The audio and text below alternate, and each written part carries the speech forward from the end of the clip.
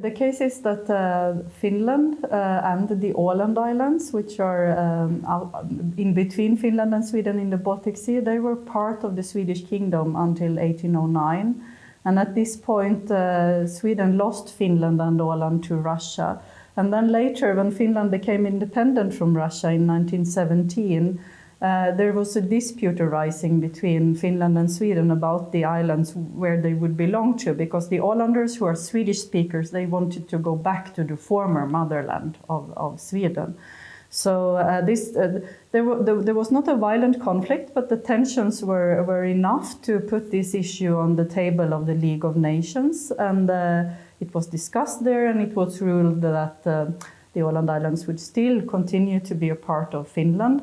But they would have protection for the language and the culture, and also it was performed through autonomy, territorial autonomy, and also they would be demilitarized and neutralized. They had been demilitarized already in 1856, but now this status was more strengthened and clarified. I think it needs first to be established that it's foreseen in the constitution that Åland will have an autonomy, and that there is an autonomy act which can only be amended by both the Parliament of Finland and the Parliament of the Åland Islands. So this means neither the state nor the Åland Islands can change this law unilaterally. They have to be in agreement to do this, and this sets kind of the scene for the autonomy.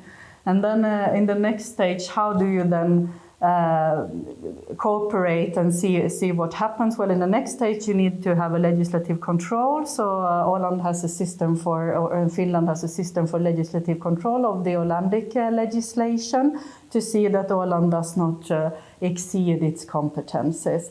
And there are many actors involved already in this control system. So there is the Supreme Court, there is the President of Finland, there is the Ministry of Justice, and there is one interesting body which I'd like to highlight. It's the Åland Delegation, which is a body that is composed of representatives of both the state and the autonomy. And they have an important role in legislative control and also in the economic calculations when it comes to the finances and transfers of money from Finland to Åland after Åland has paid taxes to the state.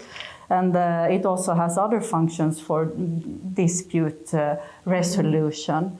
And even more in this, the head of this body is usually the governor of the Åland Islands. And this is the state representative on the Åland Islands, but he or she is appointed by the president, but it has to be done in a way so that it's ensured that this person has the confidence also of the autonomy. So there are many other mechanisms as well. I mean, it's written in or stipulated in the Autonomy Act that how do you go about in this case or that case, and how can you try to first negotiate, then try to get maybe an opinion from the Åland delegation, for example, and only if other measures fail, you go to court with those issues.